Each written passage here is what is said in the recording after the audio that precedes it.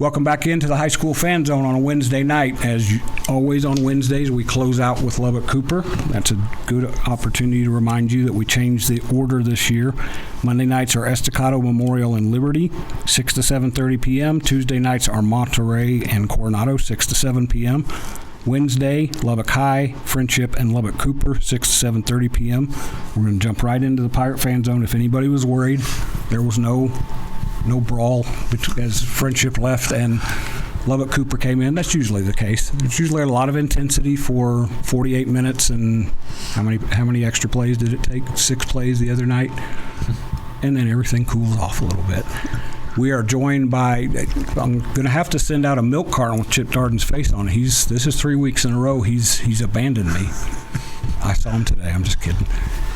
He has sent first-year tight ends coach Mark Gafford. Matt. Yes, sir. I was in the neighborhood. I'm sorry. Yeah. And he brought who's the tight ends and what else? I'll be coaching track in the spring. Okay. Head coach, or will you be? No, just be an assistant. Work with guys.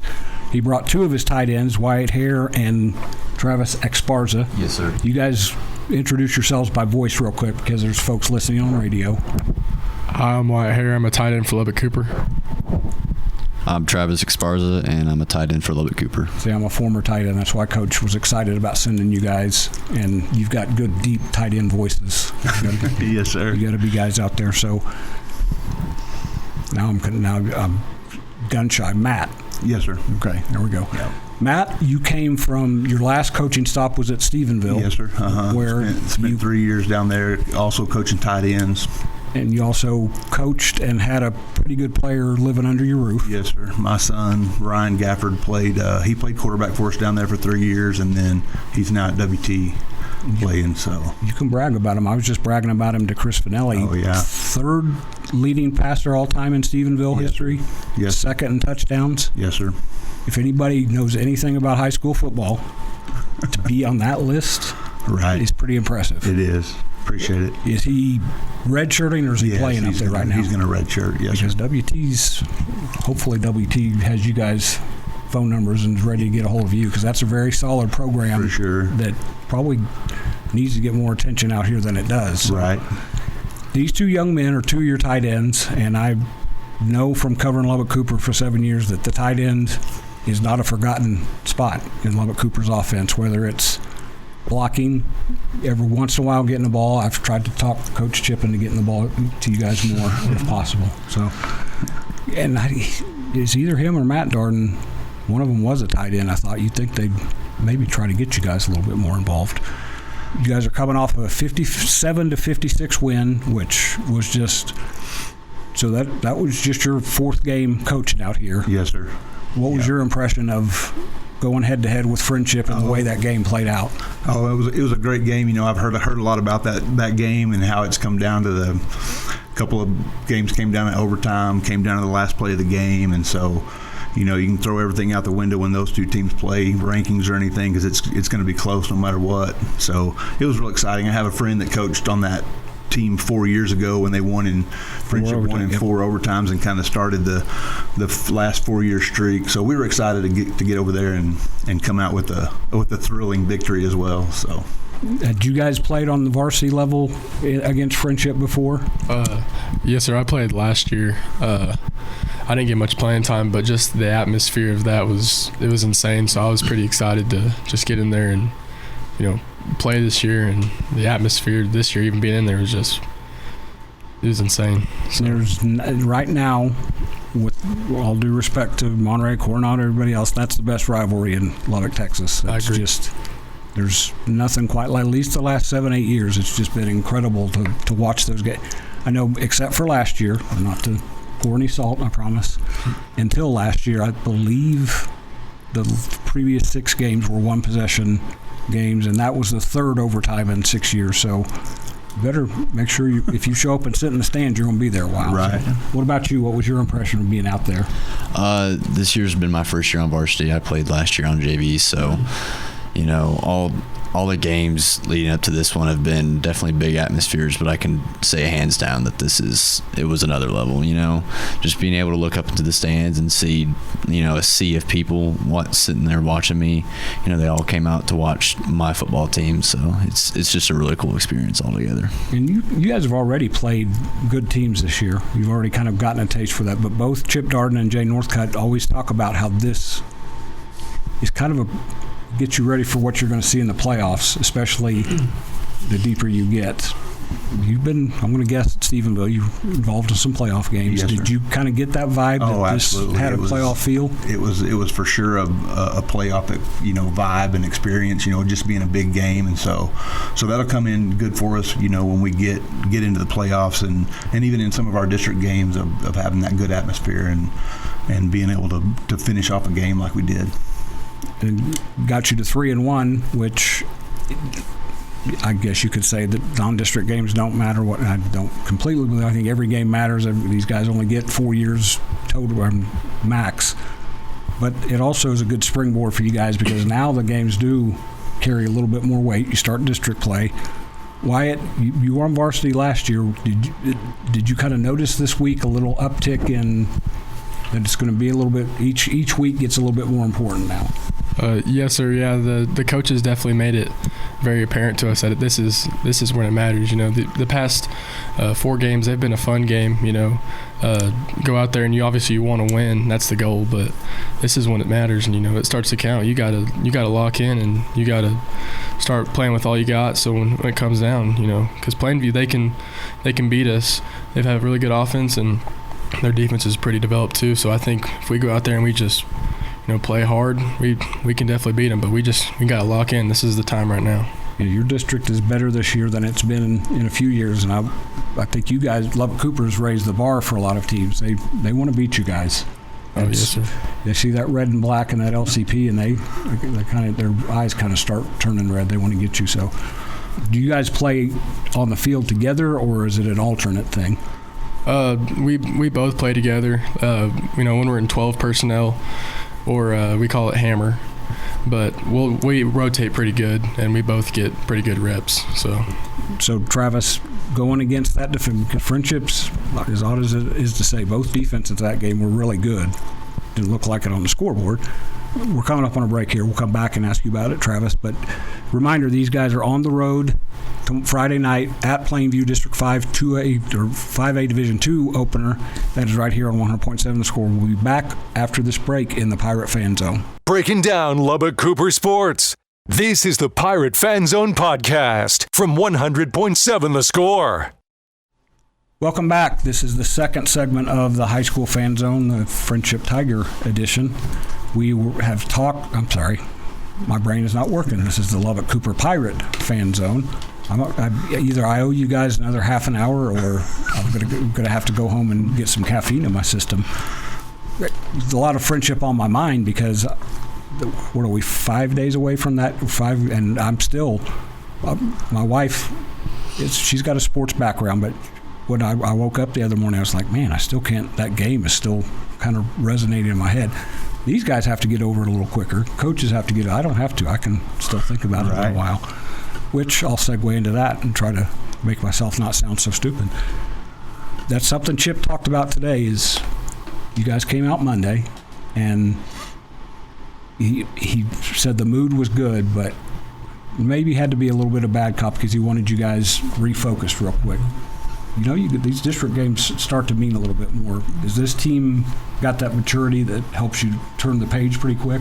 I definitely think so. You know, I think that we had a lot of younger guys step into some big roles, and I think Coach Darden purposely schedules these big games, these big non-district games to help us later down the road because, you know, it kind of gets us used to the big atmosphere, everyone watching, the pressure is just on us. So, you know, later down the road when we are competing for a district championship, it's not as stressful, and we've been in an environment similar to it.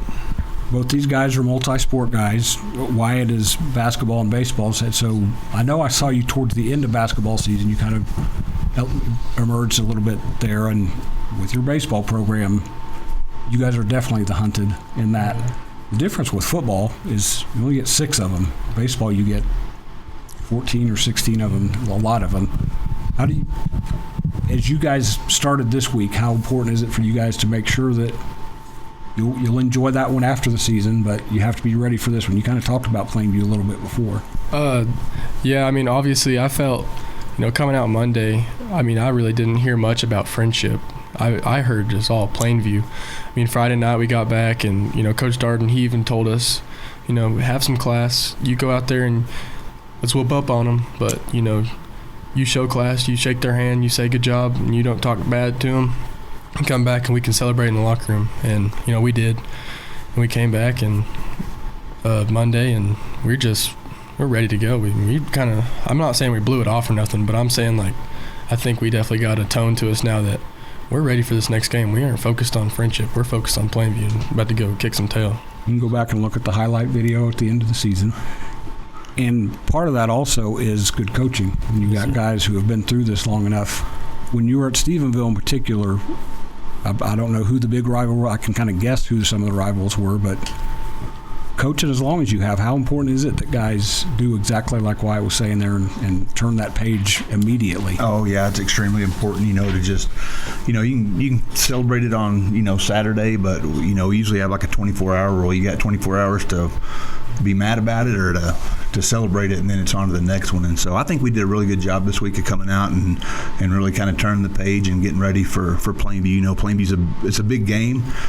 They're a lot better team than they have been in the past, I think, from what I've seen. And so, we want to try to get that first round home field advantage.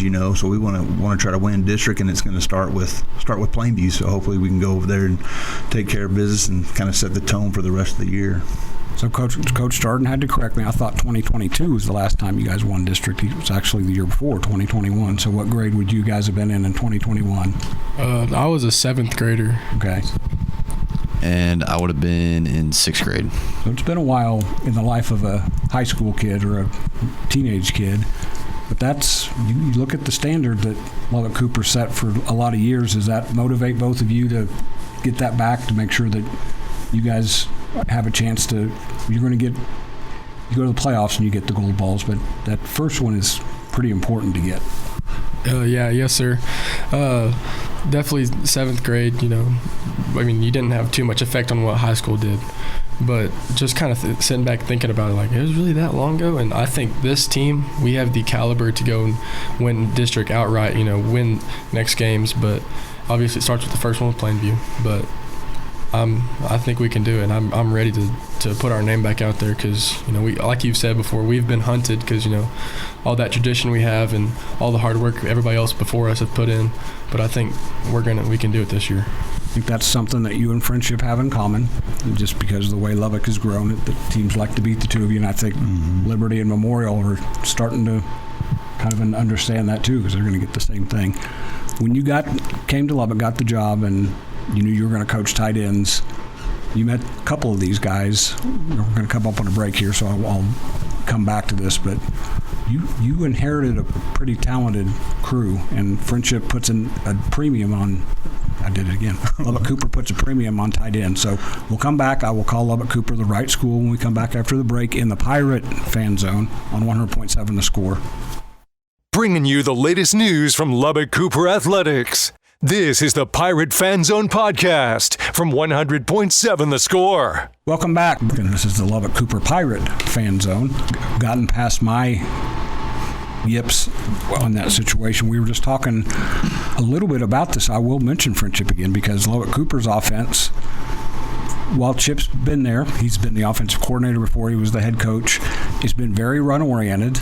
And in fact, I talked to a couple of your teammates earlier today, and they kind of, as soon as I said it, they kind of nodded their head. But things changed a few years ago. I'm a Kansas guy, Kansas Jayhawks. I know that irritates some people, but I spent a lot of years there and spent a lot of money going to school. A few years ago, I don't know if Matt, if they told you this, the coaches went up to Lawrence and spent some time with Lance Leipold and the former offensive coordinator who's now at Penn State and kind of implemented some of the stuff. Lubbock Cooper's offense is a much different animal. It's not quite Frenship-esque, but you get to use the tight ends as a coach. You get to put them in a lot of different spots. Yes, sir. Yes, sir. We call on them to do just about everything. They work a lot with the O-line, and then we put them down there in the trenches, and they get after it, and they're great blockers. They've done a really good job in the run game. They really battled hard the other night against Frenship, against a really good defensive front. And then at the same time, we spread them out and throw them the ball every now and then. And like we were talking earlier, these guys have both caught some big third down balls that have gotten us a first down, and so they've been playing really well in both of those facets of the game and doing a great job. So we were talking between breaks, and I asked both of them if they got to encounter number 21 for Frenship, Hudson Page. Take it away there, Wyatt. Yeah, he's honestly a stellar player. Like he needs to get more recognition than he has. Obviously we game planned for him. Talking that he was good, but when you get out on that field and you're playing against him, you realize he's a different animal. And so it's pretty insane. Like you were saying, comes from a background with his dad playing tech and his mom playing for tech also. Basketball, yes. Yeah, he definitely has that size to go somewhere big. So, what was your experience against him, Travis? I think he was definitely a standout player on film, but I don't think film speaks enough for how good he actually was. He got out there, and I was left alone to block him, and it's a hard job to do. I think that he'll commit somewhere, he'll get some big offers and go play somewhere great, and definitely make some plays down the road.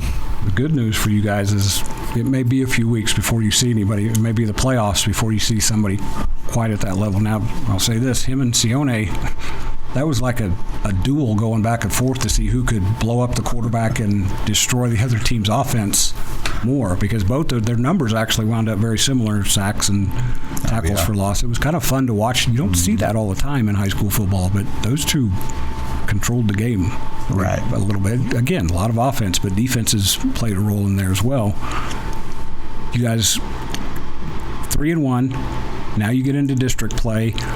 How can these guys continue to evolve in your offense as you're going to see 6 teams that know you guys well? How do you want to see these guys evolve as tight ends now? Just to continue to work hard, and with these guys, I preach with the blocking. I'm more of an O-line guy, so I like the O-line and the blocking part of it a little bit. And so with these guys, I preach just getting pancakes more than scoring touchdowns, and they know it. And so we're just looking for to go put some people on their back and wear them out in the run game and keep our run game going, so that'll open up our passing game.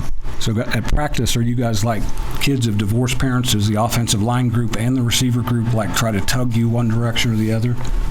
I think it's pretty even, but I would definitely say that, we're down in the trenches more than anything, but I think it's a pretty even split. We're in the indoor doing inside run with the O-line, but then we'll go and throw the ball around a little bit with the wide receivers. So, I think it's pretty even, but. Wyatt, who do you like hanging out with better? I definitely get more water breaks with the receivers, but they aren't as tough as the O-line, That's a good answer. You want the big guys to be happy with you. Yeah. So I was a tight end, but I started out as a quarterback. So I kind of had that, not Ryan. Ryan's very different. Quarterbacks have that little bit of prima donna. When you switch to tight end, you lose that in a hurry because you're going to roll up your sleeves and go to work. So it's going to be fun to watch you, because one thing about Chip and Matt Darden is as the season goes along, they always find some different wrinkles and find ways to get guys maybe off the radar a little bit more involved. And I'm sure they'll tap into you, Matt, and say, where can we put these guys to do that? So it's going to be fun. I think your district is going to be just a knockdown drag out every week. Mm-hmm. Yes, sir, it is. And in our bye weeks at the very end, so we got to trudge through every one of them all right in a row. So hopefully we can stay healthy and get the job done. Players like to play, though, so that's the good news. So absolutely. That wraps us up in the Pirate Fan Zone. That wraps us up in the High School Fan Zone this week. We'll be back next Monday in the High School Fan Zone on 100.7 The Score.